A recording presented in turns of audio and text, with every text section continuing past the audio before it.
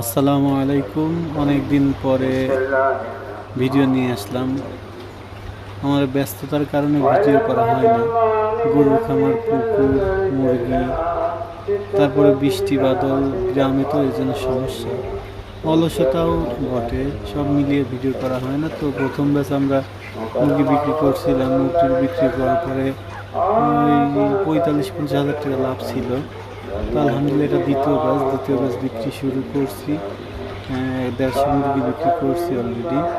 এখনো যদিও আমার গাম্বুরা ধরছিল, গাম্বুরার কারণে 100টার মতো মারা গেছে টোটাল।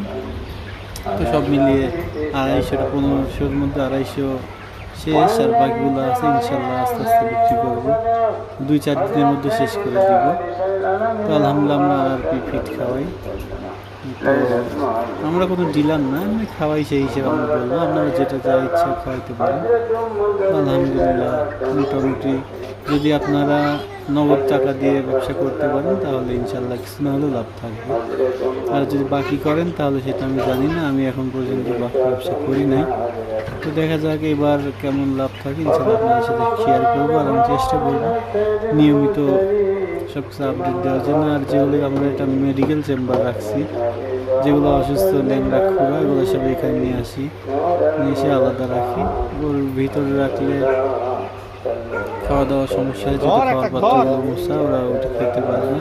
তো সবাই ইনশাল্লাহ আমাদের সাথে থাকবেন, সবাই আমাদের জন্য দোয়া করবেন ইনশাল্লাহ।